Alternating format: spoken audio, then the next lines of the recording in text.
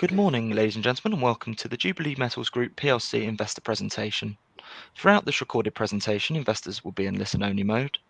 Questions are encouraged. They can be submitted at any time via the Q&A tab that's just situated on the right-hand corner of your screen. Please just simply type in your questions and press send. The company may not be in a position to answer every question it receives during the meeting itself. However, the company can review all questions submitted today and will publish those responses where it's appropriate to do so on the Investor Meet Company platform. Before we begin, as usual, we would just like to submit the following poll, and if you'd give that your kind attention, I'm sure the company would be most grateful. And I would now like to hand you over to the executive management team from Jubilee Metals Group PLC. Leon, good morning, sir. Hi, good morning, and welcome to all our shareholders and interested parties who have logged in to this webinar. We really look forward to an engaging debate and discussion. We've received several questions that we will work through. I'm joined today by Johnny, our financial director, that will talk us through our results. And then, of course, we'll dive into our company's operations both in South Africa and in Zambia, and talk through those areas and address some of the questions. So without further ado, I thought maybe just to kick off before we jump into a very short presentation, just to summarize some of our results, maybe just to talk on the announcement we released this morning that related to our Zambian projects. I, in fact, just returned this morning from Zambia, and maybe just to clarify what we are doing and what we have achieved and why this announcement is so significant in Zambia. As you know, and we'll go through it a bit later, our large waste project is one of our key focus areas in growth and delivering growth in Zambia. And over the past months, we've been concluding our due diligence studies on that 260 odd million tons of surface material. And the last stage of this work, we were quite excited to be able to enter into an agreement where a large multinational company has approached us and partnered with us to purchase and process 10 million tons of material through their existing facility. Now, 10 million tons might sound very large, but if you compare that to the actual size of this opportunity, it's insignificantly small. But it does put to value what actually is contained in this dump. So under these terms, it means that this entity, this very large entity, is purchasing this material from us, and we'll be processing it. We'll be monitoring quite carefully how the process reacts to that material, and it directly feeds into our final design proposal for our own facility on this material. Under these terms, they are paying an upfront fee, and thereafter they pay per month as they remove the material from the property. We have no cost incurred. They bear all cost for uplifting and processing that material, and we have full access to those results. It's quite an exciting development for us. It also demonstrates the real keen interest that we are receiving for this project, and it's drawing a lot of focus and attention from large producers looking to see how do you put to value or bring to value such a large surface resource. With that said, stepping into the actual presentation that we've got today, there's just a couple of slides just as an introduction before we get into the discussions itself. Just as a quick overview, I mean, this is probably known to most of you. We, as Jubilee, have a footprint mainly in two jurisdictions, one in South Africa, one in Zambia. South Africa being very established. It's something we started life back in 2014 when we started our journey in South Africa to implement platinum group metals as well as chrome facilities to process predominantly wastes. In time, we've migrated from waste only onto run-of-mine material as the techniques we applied on waste was equally applicable to the run-of-mine in this industry. We've had a marked impact on this industry. Many reefs and materials previously regarded as waste today is regarded as resources and assets because of the techniques we have applied. The company has grown dramatically across over these years. starting modestly in 2016 with our first production at 40-odd thousand tons of chrome, and today heading towards north of 1.7 million tons of chrome per annum. And we'll address the questions that we've received around revenue growth, which has been significant, and EBITDA actually pulling back. And as Johnny goes through the market shifts that have become quite apparent, how the revenue number, which has jumped by 51%, really is testimony to the increase in the chrome capacity that we've established over the past period, which we have told the market about, that we are expanding yet again our facilities as we roll out our modular chrome units, which are processing so successfully. Every module we added is what we call market facing. In the chrome, we have 2 lives or 2 commercial contracts. We have one which is fixed term. We process other people's material, we charge a fee, and we hand back the product. And for that, we make a fixed margin. More and more and more of our production, every expansion we announced, is different in that we purchase material, we process it, and we sell it into the market, and therefore take full exposure to market dynamics. Our revenue that grew so dramatically is on the back of that chrome growth. Every extra ton we produce is an extra ton sold. It happened over the past period, which Johnny will go into more detail, during a sharply declining chrome price. Chrome prices declined nearly 40% over that period. So what you see is the revenue uptick, but not the earnings in the margin following because of that declining price. But of course, things have changed dramatically over the past 6 months, where the chrome price has recovered to its previous levels, and therefore well positioned to now benefit from that. On the Zambian side, we have 2 operating footprints. We have our Rowan concentrator, which was a big focus of news flow and the challenges faced in Zambia, and we'll address that in more detail. And then, of course, our Sable refinery, which takes concentrates and takes run-of-mine material and turns it into cathode copper. Moving straight on into our actual financial numbers, and I'll hand over to Johnny to talk us through these numbers. Thanks, Leon. This will be the very dull and boring part of the presentation. Leon takes care of the sex and violence part. This will be dull, for which I apologise. The announcement on Monday gave quite a detailed profit and loss and balance sheet and some commentary on our operations. So for this presentation, I'm just looking at very high-level events. So forgive me.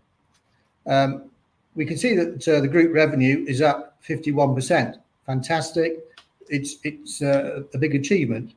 But if we go across the page to the right, we can see that most of the revenue increase was in chrome, up 75%.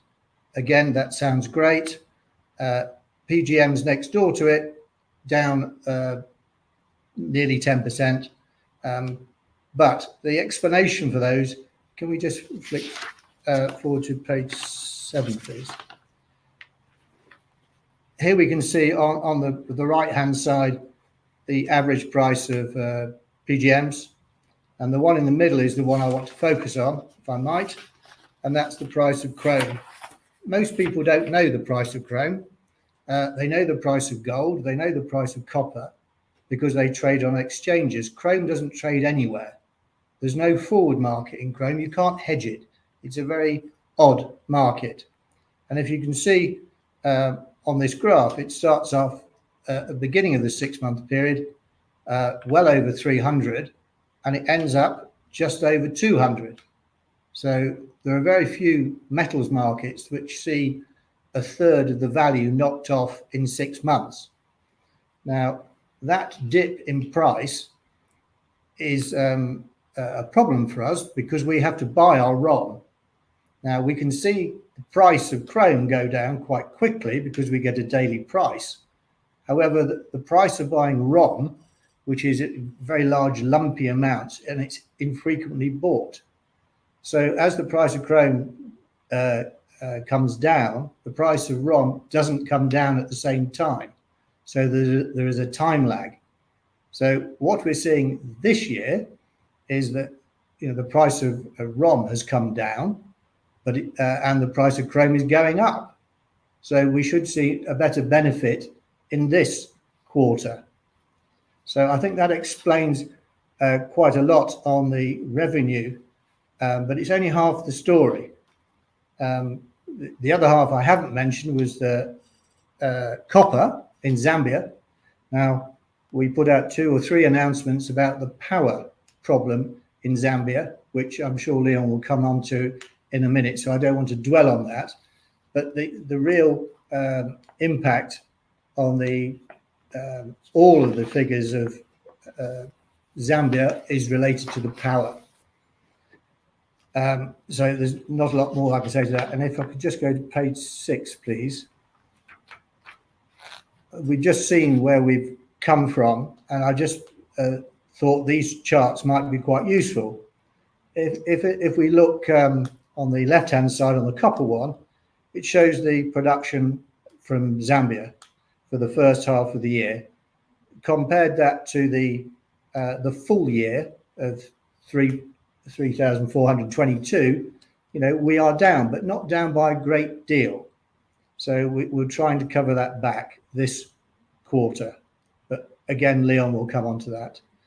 If we look in the middle one, chrome for the first half year, 974,000, is well over half of the total of the previous year. So you can see we're on track for chrome. So even with the lower prices, we still produce an awful lot of chrome, and hopefully that will continue. The only other point on chrome I should mention is if we go back to the front page, you will see that on chrome there's very little in the way of capex, because all the capex has already been spent. So what we're seeing now is the benefit of that capex spend. So there will always be smaller amounts of capex going forward, but there will be nothing like what has been going into capex over the previous periods. So that's good. So we can see the benefit of capex in previous periods is coming through into revenue in this period. And just one last point, which people may not fully appreciate, is that in chrome, we are not a miner as such. We buy in all our ROM. So we're very much our cycle. We buy ROM, we process it, we have chrome and other products, and we sell them. Now the time difference between buying ROM and getting paid by our customer could be 75 days. Now, if you've got increasing revenues, you've also got increasing delays and increasing amounts waiting to be paid. So that's our working capital used up. So there's more working capital required to fund these huge increases in sales. But we're profitable, and we hope this quarter will sort of further consolidate our thoughts on where we should be. And that's all from me. If you're still awake, back to Leon. Thank you, Johnny. Actually, well summarized. I think it's very important points raised. If you take some of those highlights out and addresses many of the questions here, is to actually explain the fact that our chrome is driving our revenue and is positioning us for the appreciating chrome price that is happening at the moment. And it is why you see such a step up in revenue, yet a margin squeeze on chrome, which we fully expect to see that benefit come through during this period.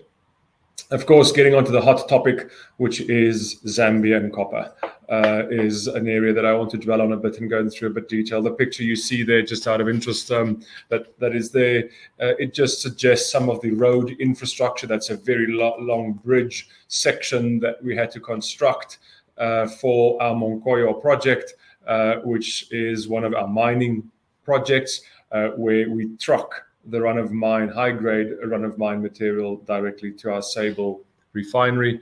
And all of this infrastructure investment speaks to the capital increase that you would have seen in our numbers in Zambia, as we have now completed the infrastructure investment for our Monkoyo mine as well, to shorten routes, to make routes more reliable, for that upgrade of that project. Establishing a mining project has, as you can imagine, many components to it.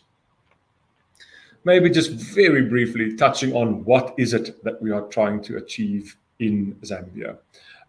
It breaks down simplistically into 3 core areas. The first area is our Sable refinery, and what in time will become its dominant feed that's driving that expansion of our Sable refinery. The Sable refinery, which is located within the central province of Zambia, in the Kabwe region, is surrounded by many of these Monkoyo opportunities. What is the Monkoyo opportunity? These are outcrops, which means the copper reef breaks surface, and being exposed to the atmosphere means that that reef is highly weathered. To process that reef requires a very specific focus and techniques, which we as Jubilee have well established. And Monkoyo was the first such project that we had identified, tested, and acquired. The Monkoyo project has proven to be a great success. We paid in the order of $1.5 million to secure this project, and it has shown to contain vast amount of copper at surface, of which at the time we only had exposed a single pit. Monkoyo currently is going through its resource drilling program as we define the size and magnitude of that resource, but we're doing it in parallel of both operating and enlarging the existing pit, where we mine our high-grade reef from, and sending that to Sable through the new infrastructure, while we are drilling and developing out the large project of Monkoyo. Monkoyo mines both a high-grade reef as well as a lower-grade reef, which we stockpile on-site, and it is the area where we will be implementing an on-site processing facility to process that material and send it as a concentrate into Sable refinery. High grade in Monkoyo will vary as we strip and open the reefs during this development, and it ranges from as high as 3 and even higher to 4% copper, down to a minimum of roughly 2 to 2.5% copper, as that high grade portion is directly leached through Sable while we are mining the low grade reef as well. The stockpile of material, which will form the basis for the feed to our local facility at Monkoyo, is already breaching 1 million tons of copper ore sitting on surface. And that is just from the first pit before we have completed the expansion at Monkoyo. The second project, which is, we call it Project G, which is a very similar resource in that it's also a resource which is at surface or breaches surface. It's a weathered reef, very similar. It's a larger project than Monkoyo, and it is going through its current drilling program as we define that reef to design the size of that first pit. During the interim phase, we have taken material from Grosvenor, processed it through a local plant at Grosvenor to confirm that it is upgradable and that our refinery responds to that material. Grosvenor now is on an accelerated development path as we complete the drilling, the design of the pit, and the implementation. If you look at timelines, you would have seen that Monkoyo, from becoming involved in Monkoyo to start delivering at a consistent monthly rate, mining rate, took us roughly about 5 to 6 months to stabilize that. And that's exactly what Grosvenor will be going through. In the meantime, we're not stopping there. As we told the market before, we are engaging and are in discussions with several similar opportunities as we look to capture this market, where we are able to secure this reef type and apply our processes and refine that material through Sable. So within a relatively short space of time, Sable becomes a dedicated refinery for the processing of this ROM and concentrates from these mining ventures. It is a path we have opened up for ourselves in Zambia for now, and it's unlocked by the processing infrastructure and ability. These mines, as valuable as they are not of great value if you have no access to your refinery or a processing facility to be able to process that reef. And it's that opportunity that we are capitalizing on. One can therefore expect news flow around the expansion of these projects and the further projects we add to this portfolio. The second group, or that middle section of the project, has been our troublesome child, which we can speak through in a bit more detail, and that's been the Rowan concentrator. The Rowan concentrator, which is more towards the northern side of the central province, this concentrator is specifically designed for processing at the same time both historical waste as well as historical tailings through its facility, and make a copper concentrate, which in the interim phase, while Sable still holds capacity, is being refined at Sable to be taken to cathode. As Sable capacity is taken up by its mining projects, Rowan will either sell its concentrate into the market, or we will extend the Rowan process by adding a refining component in time to the Rowan plant.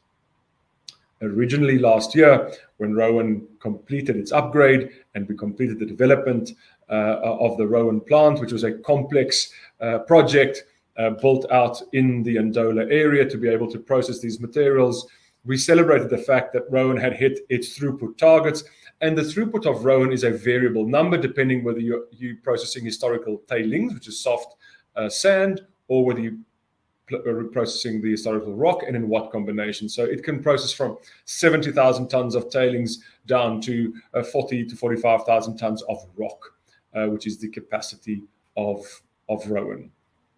Of late, the news flow on Rowan has been, after addressing some of the challenges we faced, which we'll go through a bit later, is to migrate Rowan onto a high-grade run-of-mine material, which has grades of 1.6+% copper, to accelerate our copper unit production to make up for that time lost that we faced during the electricity crisis in Zambia.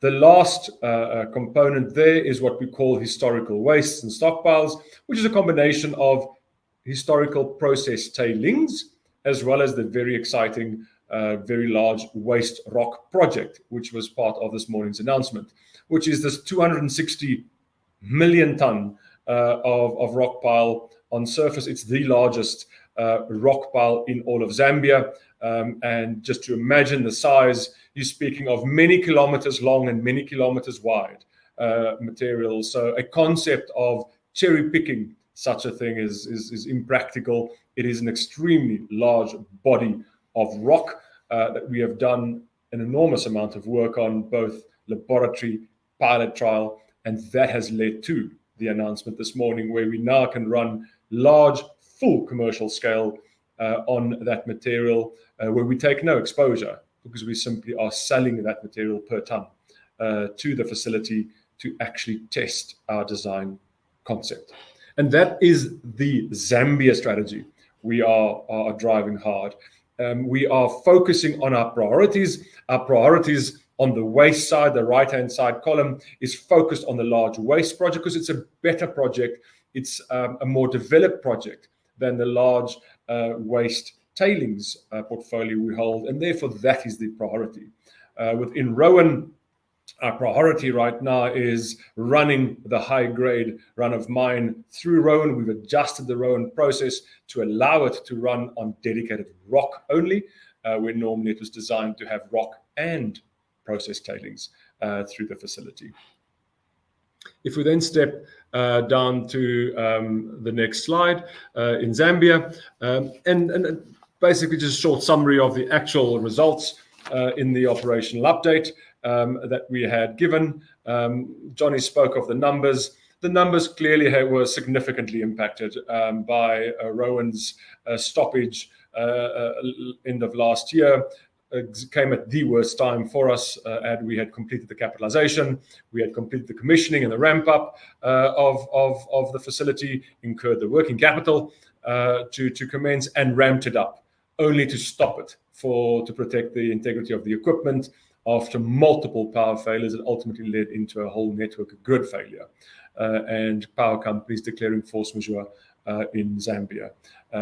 Chaotic state for any project to have to be ramped up and then immediately stopped and placed under part care and maintenance while we had to address the power crisis that faced not just Jubilee, but many other companies in Zambia. The way we reacted showed our team's ability to secure and overcome this severe challenge.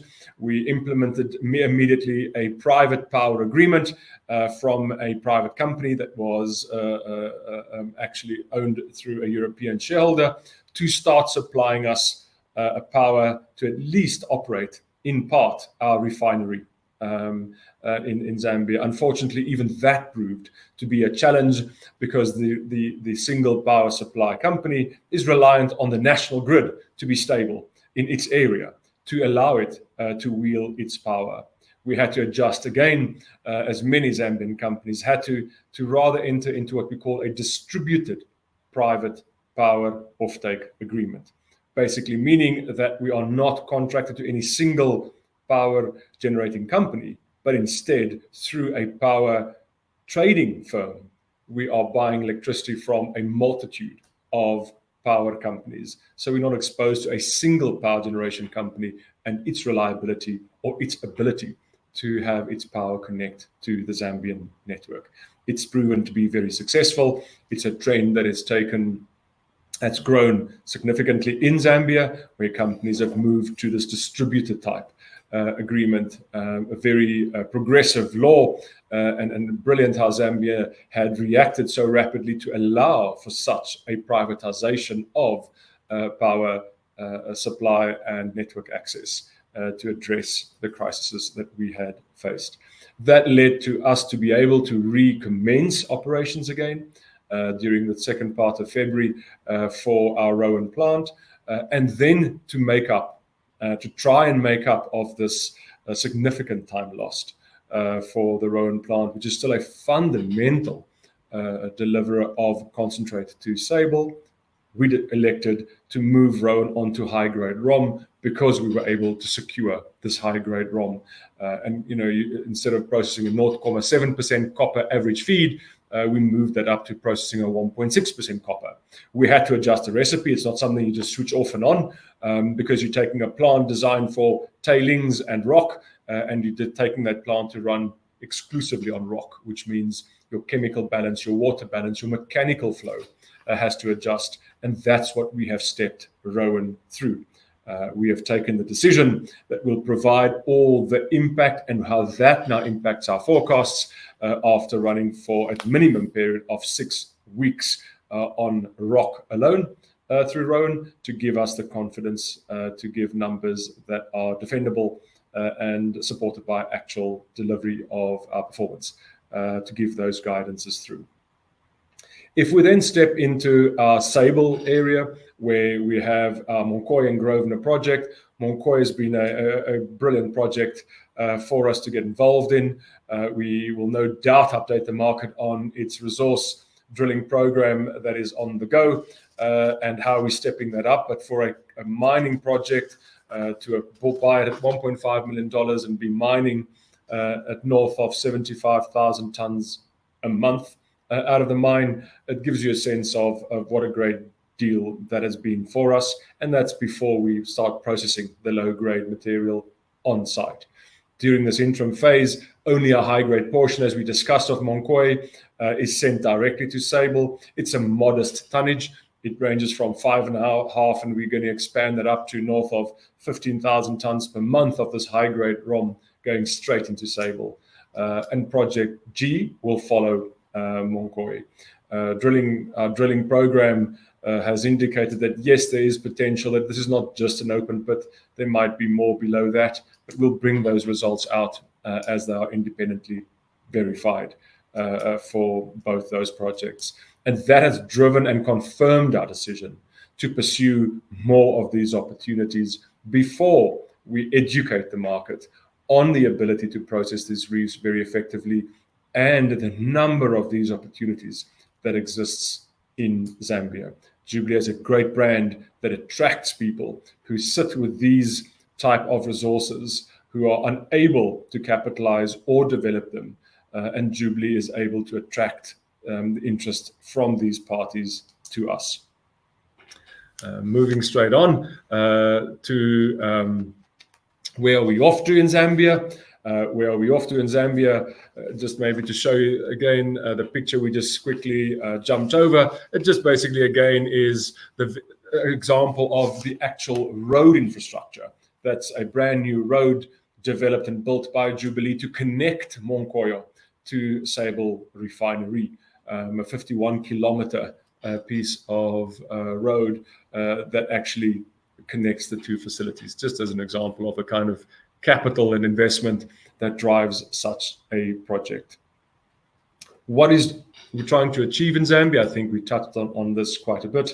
Of course, is getting Sable dedicated to its mining ventures. That brings in its ROM. We've got 2 under the belt. We look to expand that to add a couple of additional projects to that. Sable's expansion, which will end up, depending on the grade you feed into this refinery, will be anywhere from 14 to 16,000 tons of copper per annum, comes in as the anchor for those investments. Rowan, on the other side, is an entity that is dedicated towards its run of mine and its waste processing. And in time, as Sable's capacity is filled, it means Rowan's production is in addition to Sable's capacity.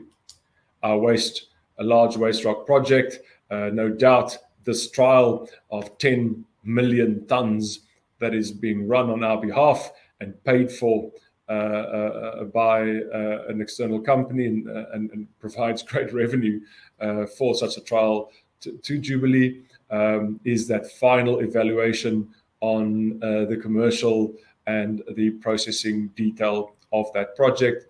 Very exciting project.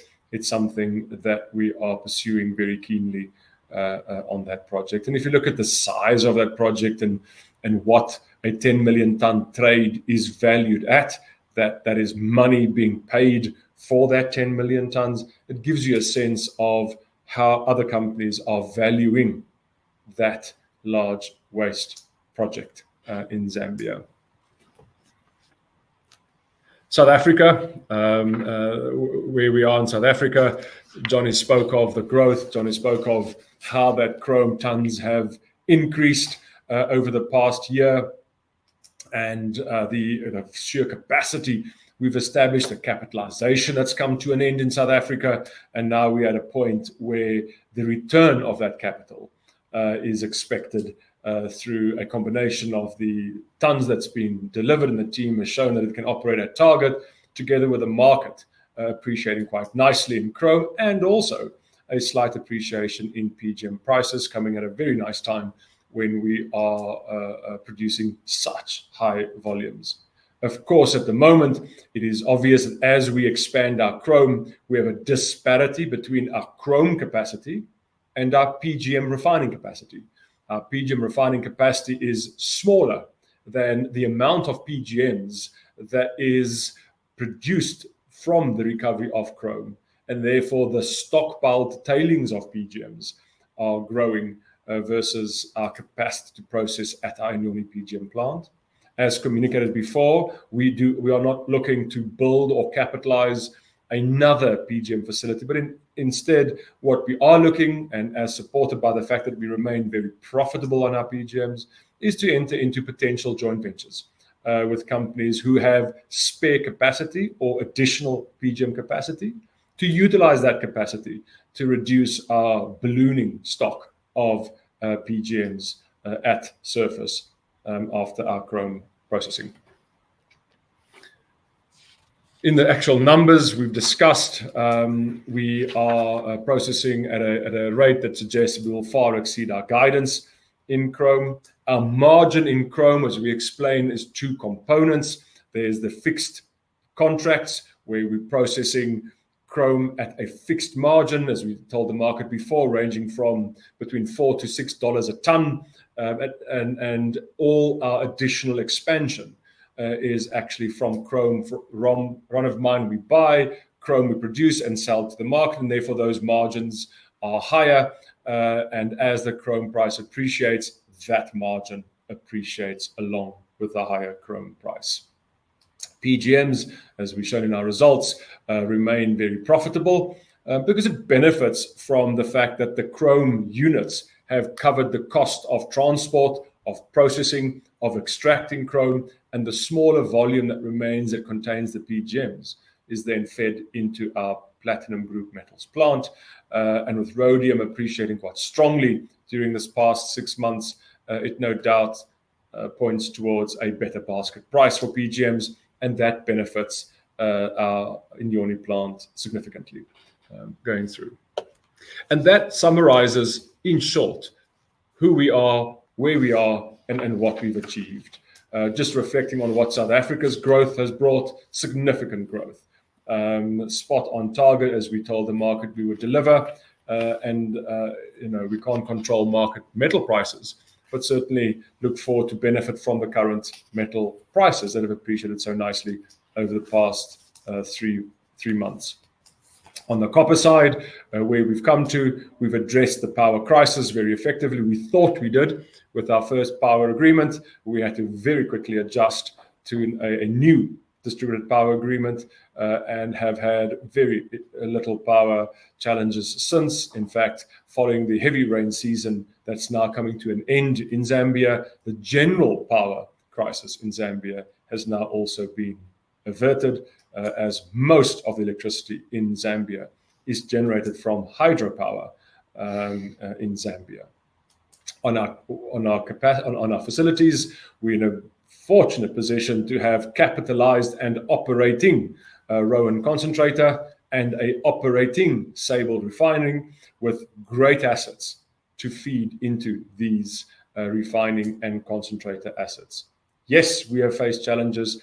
Yes, we have fallen behind our initial expansion targets because of those challenges, but we've come out the other side with a better power agreement than what we had before the crisis. We've come out the other side with better higher grade feed than what we initially had targeted for Rowan, and we have a great opportunity in Monkoyo and Project G mining. Johnny, I think at the conclusion of that, we will step into the questions. Perfect. Excuse me. May I just point out that we didn't update the guidance at the half yearlies because of the issues in Zambia. What we have announced is that we will give an update on South Africa and the PGMs and chrome sort of the middle of April, and we're waiting till the end of April to give an update on Zambia and chrome, just to make sure that everything is working as it should and in a sustainable fashion. Correct. So we can't really answer any specific questions on Zambia until we've actually got the update done. Leon, Johnny, that's great. If I may just jump back in there, and thank you very much indeed for your presentation this morning. Ladies and gentlemen, please do continue to submit your questions just by using the Q&A tab that's situated on the right-hand corner of your screen. But just while the team take a few moments to review those questions that have been submitted already, I'd just like to remind you that a recording of this presentation, along with a copy of the slides and the published Q&A, can all be accessed via your investor dashboards. Leon, Johnny, as you can see there, we have received a number of pre-submitted questions and a number of questions that have come in throughout your presentation this morning as well. Guys, given the significant attendance on today's call, you may not be able to address them all, but of course can review all the questions after today's event. But for now, Leon, Johnny, if I may hand back to you just to read out those questions and give your responses where it's appropriate to do so. And if I pick up from you at the end, that'd be great. Thank you. Excellent, thank you. I think just before we get to the order of the questions, there's a few questions following this morning's announcement that we just address those, and then we can move on to the actual order of the questions we've received. And two questions on this morning's announcement. The first asking around the statement of roughly $6.7 million of the value of the contract, and what is the margin on that value. Just to explain, the contract, the margin is the full $6.7 million. It is the purchase of the material. We have no incurred cost of loading or trucking or transporting. Our duty stops at ensuring that the reclamation of the material is done safely and orderly. The material, 10 million tons, which is a small pocket within this vast material, we have selected where the loading should take place for our definition and complementing further our definition of that material. The concept, there's a concept of cherry picking. It's physically impossible. It's not a concept that, in fact, as a mining or engineering is even conceptually possible when you have such a vast mountain of material. You certainly can't go down 40 meters and go cherry pick a rock. You are loading rock that is accessible as we dictate to add to our definition of that rock stockpile. I hope that clarifies better how it is done. Under this agreement, the monthly payments that is referred to, that is purely linked to the amount of trucks we allow to be removed safely. It's in the interest of the party that we're dealing with that this contract be executed as rapidly as possible with a maximum period of roughly 14 months. We expect it to be done much, much faster on the processing of this material. Then stepping into the actual questions, and I might just hand some of them over to Johnny, and between the two of us, we'll address them. The first question that we received, or the first group of questions that we received, and maybe I can assume they've now been addressed, speaks to why our profits lower despite the growth in sales. I think it's fair to say that Johnny has addressed that quite accurately, simply relating between revenue growth driven by growth of amount of material and metal sold, and profits lower because of a absolute plummet in the chrome price of nearly 45%, which has since recovered, and since the majority of revenue is in fact chrome. The second question is, when will the large capital amounts invested and the increase in turnover start bearing fruit in terms of profitability?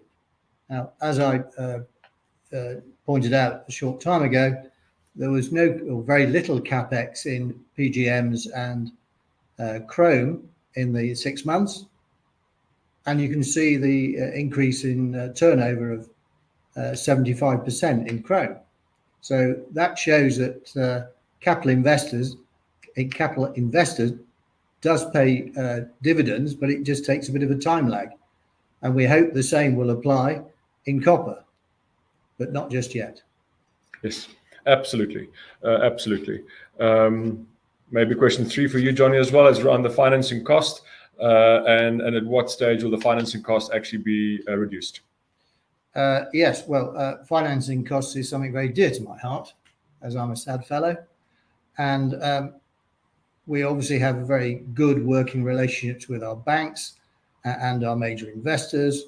We're always looking for ways of finding cheaper finance. We're always looking for new projects to find better ways of financing them, rather than what I think historically there's been a tendency to have short-term finance looking after long-term investments. And what I'm trying to do is to get more long-term finance, which is much more appropriate for long-term investments. So I think through time we'll see a change in the funding that we have as a company as a whole. Excellent. Then jumping into some of the operational questions, could you please expand on the chrome size of the business, how the contracts work, and how does this translate into margin? I think, again, we've addressed that.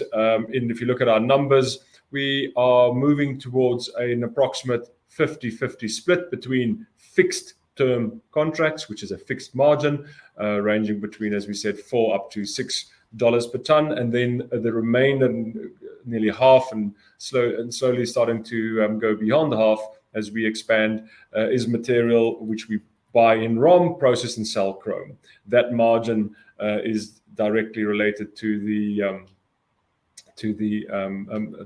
chrome prices, and as you can expect, as we buy in more ROM and sell concentrate rather than simply receive a fixed margin, our revenue will escalate sharply with that increase in buying and selling of the chrome concentrate.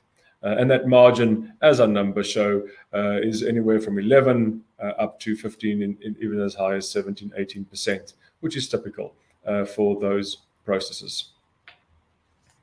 And again, the question 5, which speaks of the full economic benefit of increased chrome production, is not yet fully evident because, of course, that we don't yet, or we have not as yet, expanded our platinum group metals refining capacity to take up all of that additional PGMs.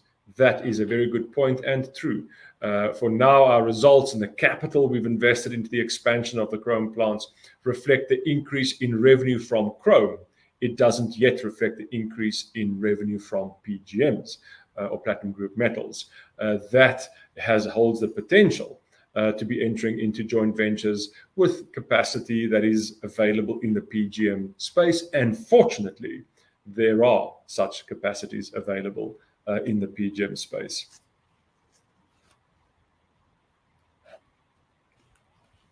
Again, question 6 speaks of mentioning under the Sunday roast interview at some stage that we would look at pursuing PGM joint ventures to process the stockpiled material. And the question asks, at what value does the PGM basket price actually make such a joint venture viable?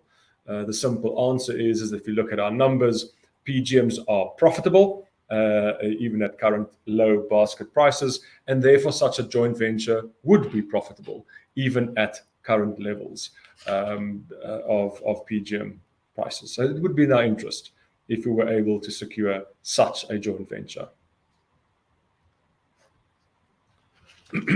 Further question is around copper margins. Why have they gone down, and when will they recover? The copper margin purely related to 2 events. 1, power outage. We had ramped up, fully invested into the working capital, employed workforces, stocked up with chemicals, commissioned the facility, ramped it up, incurred that cost at full ramp-up stage, but not producing copper because we had to bring that facility back down during the power crisis period. The next question speaks of what is our percentage discount to LME copper prices that we secure. As we discussed, we produce 2 products. We produce a copper concentrate, mainly called a copper sulfide concentrate, or an insoluble copper, which means it does not leach to produce a cathode. And then we produce copper cathode. Copper cathode, we get full LME because it's a A-grade, high quality copper cathode that we produce. Our copper concentrates are sold in the market for absolutely the typical market prices, and copper sulfide concentrates, depending on their copper grade, ranges from low 70s to a high 70% of LME that such a concentrate secures in the market. The next question speaks to Rowan's capacity, which there are numbers ranging from 45 to 70,000 tons. And maybe just to explain, Rowan is a circuit that contains multiple processes, which you can either run next to one another or in series. So they either are cumulative in their capacity, or they process and feed one another. as well as you either process tailings, the sand, or the rock, or the combination of the two. So depending which recipe you select, if you process pure rock, what we are targeting under our current strategy to process pure rock, as we've said last year, we're targeting to reach north of that 40,000 tons of material per month being processed through Rowan at that 1.6% copper input grade. On Monkoyo, the next question speaks of our Monkoyo project, which currently is being expanded and drilled. It speaks of the grade that often we refer to 3%, which was the initial grade that we brought in. And at the moment, we're speaking of exceeding 2%. And as we explained earlier, depending on the current development of the current pit, as they're currently stripping before the project is further expanded, that grade will vary between 2.5 up to exceeding 3. And as that definition of that resource is being concluded. The next question speaks of Project G, where we have originally discussed that as when we secured this project, we in fact mined a sample of material. We processed that on an on-site facility, which we had slightly renewed to produce a concentrate to bring into Sable to ensure the Sable refinery is suitable and that our commercial and technical numbers are verified. That actually has happened during the month of February. On the back of that, it motivated for the complete drilling of that project, which currently is underway, to then complete the design of that large pit to commence operations on a sustainable basis in the coming months. The next question speaks of whether we've considered drilling these pits to determine whether below the actual initial layer of copper, whether there might be a sulfide or copper vein running below the pit. The short answer is yes, we absolutely have considered that, and definitely forms part of our drilling program as Monkoyo is showing those potentials. The next question speaks of, mainly Zambia, of whether Zambia holds any spare refining capacities that could be either acquired or partnered with in some way to take up some of our copper as we expand both to full Sable and then, of course, to take up Rowan. The short answer is yes. There are several refineries in Zambia that have spare capacity that could offer that partnership, and it's something we'll look at and then continuously look at whether acquisition, partnership, or own build is the right answer for Zambia. And it's often dictated to by the availability of infrastructure, such as power and roads to that refinery.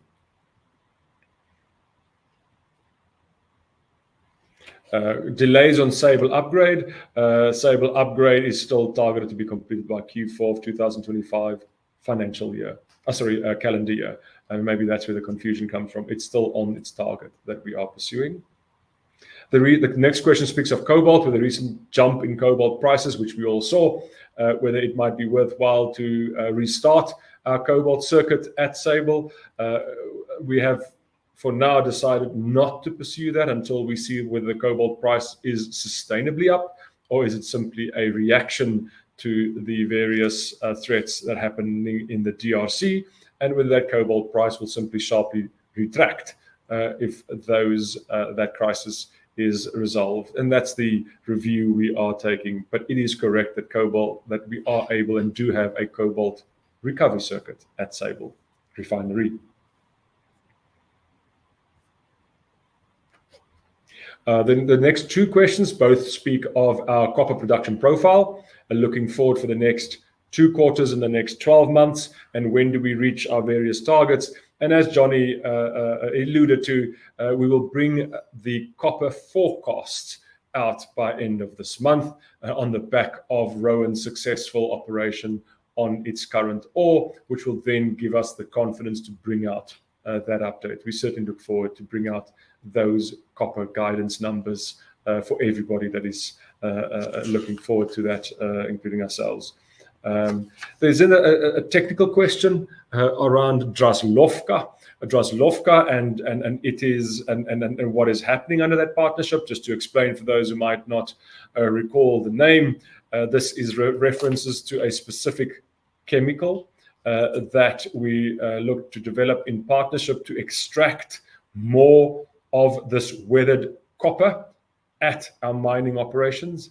That project is certainly still part of our profile, backed by the fact that we have both Monkoyo and Project G developing to the position where Monkoyo is sitting with north of 1 million tons of copper material that will be processed on site. And what we look to that technique is a chemical that will allow us to not only dissolve the traditional copper that normally would dissolve into acid, but also go after some of this transitional copper that normally does not react to that process. And that will be part of the end of April update in any event. There's then a question around IRH and our large waste project, and why is this deal off, is the question.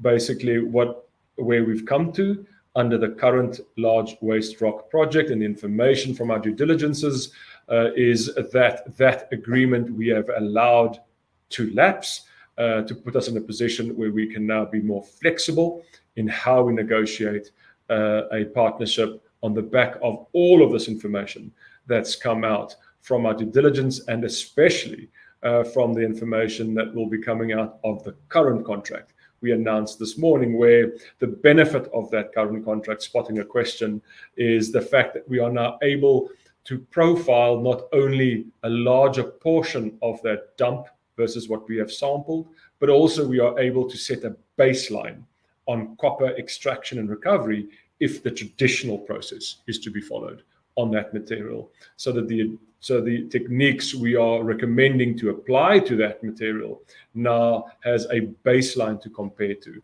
if we were to simply do what is commonly done to extract copper from both an oxide and a sulfide mineral structure. The last two areas of questions is around Zambia infrastructure and challenges. And of course, it's a developing economy. It has challenges, as many developing economies have in Africa. The power crisis certainly was brought on by a number of factors, mainly due to the severe drought in the whole region, not just Zambia, being a hydropower-driven electricity profile, hit Zambia particularly hard.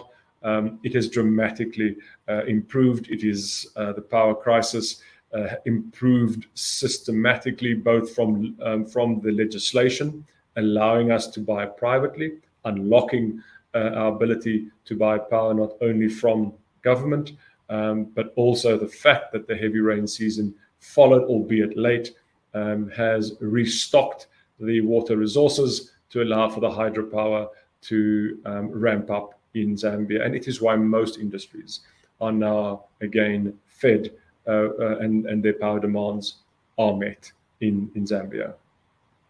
No one is just taking that for granted. There are a number of power projects currently being launched in Zambia on further renewable sources, of course, solar being the obvious power generating potential capacity. And there are a number of solar projects currently under construction to supplement the government's power network in Zambia.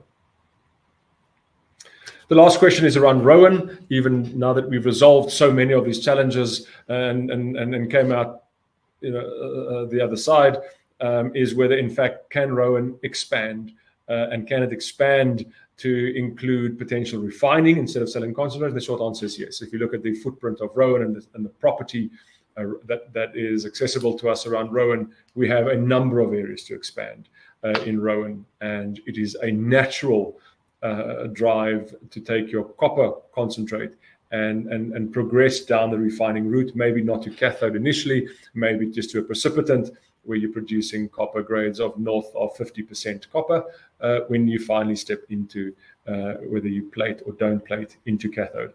So in short, yes, there are a number of opportunities to expand Rowan.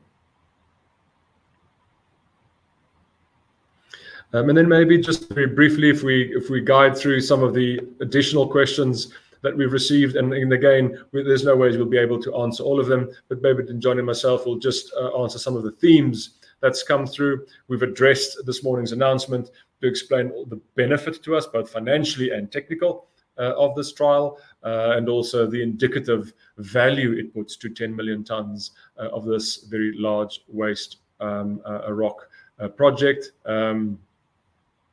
On South Africa, there's a question whether we also are looking to acquire more and more resources in South Africa.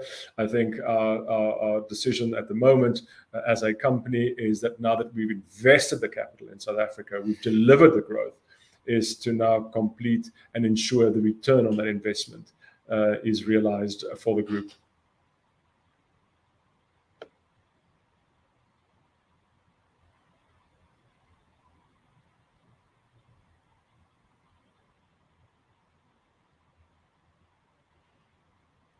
Of course, there are questions asking group around the investment return in Zambia, the amount of capital we've invested in the acquisition and ramp up of Sable, the construction of Rowan and delivering the Rowan concentrator, and the acquisition of Project Monkoi and Project G. And as we said, now that we've got those facilities, all of them are operating. We certainly look at those returns to be delivered.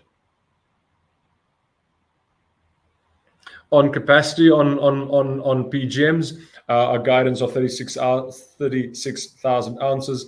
Again, when you speak of processing capacity, there's no single number that exists. It's impossible in science. What you are referring to is for the ore type and the recoverability of that ore type. What is the capacity on that ore type that you can produce? It's a mechanical process, and therefore there's a mechanical limit of flow, and then you apply chemistry and recovery to it. So Inyoni's capacity can range from 36,000 ounces as high as 44,000 ounces, depending on the type of material that Inyoni processes through it.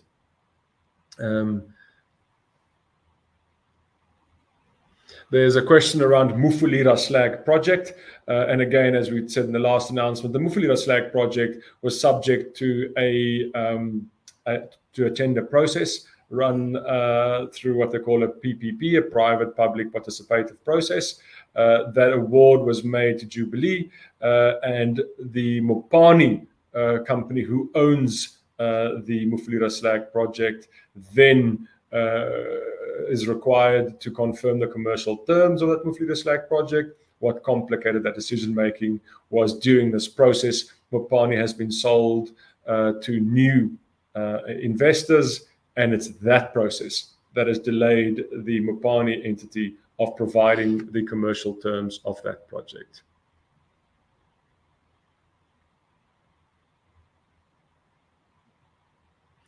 Just a last question before the rest. We'll try and answer the rest through a written responses. There's a question around the copper market. What are we seeing in the copper market? We've spoken about the chrome market. To understand the chrome market, when I say understand the stainless steel market, stainless steel is the end product, and the word stainless comes from chrome that makes stainless. So to understand the stainless market, which is normally a direct indicator of world economic growth, as in everything that shines metallic is stainless steel, and you can imagine how broad those uses are. So the chrome demand is driven by stainless steel demand, which is driven mainly by China, which has shown a steady growth in stainless steel, which has driven the chrome market and the growth in the chrome market. 80% of the world's chrome is sourced out of South Africa, so it's a good hedge on South Africa's own challenges as the world has to find their chrome in South Africa. On copper, the copper price has appreciated quite nicely over the past couple of months, driven by a number of factors, mainly driven by the difficulty on the supply side of copper. We have, in South America and Chile, you face the challenge of water, being such a dry desert in Chile to sustain copper production.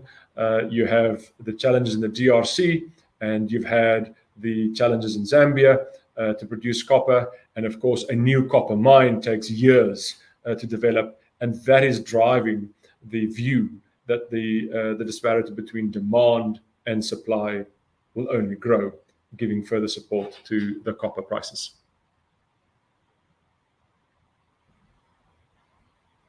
Leon, Johnny, perhaps if I may just jump back in there. Thank you very much indeed for addressing all of those questions that came in. And of course, we will make all of the questions available to you after the presentation to add any additional responses, of course, where it's appropriate to do so. But Leon, perhaps now, just before really just looking to redirect those on the call to provide you with their feedback, which I know is particularly important to yourself and the company, if I could please just ask you for a few closing comments just to wrap up with, that'd be great. Thank you. Yes, certainly.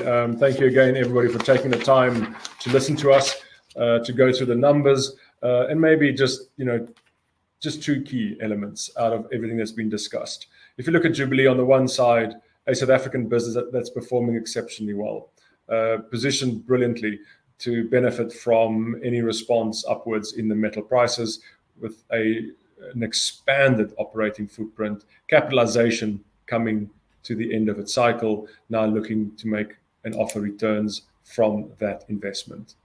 In Zambia, a copper side of the business that has faced challenges, that's come and addressed these challenges, and is now positioned to actually benefit from the capital invested with its operating facilities commissioned and operating and delivering copper. So you have two sides of a group. You have a copper showing and with all the potential to grow its copper production on the back of the investment and the hard work that has been invested into those assets. And that's what we look to deliver in the coming period. Perfect, Leon, that's great. Thank you once again for updating investors this morning. Could I please ask investors not to close this session, as you'll now be automatically redirected for the opportunity to provide your feedback in order that the management team can really better understand your views and expectations. This will only take a few moments to complete, but I'm sure will be greatly valued by the company. On behalf of the management team of Jubilee Metals Group PLC, we would like to thank you for attending today's presentation. That now concludes today's session, so good afternoon to you all.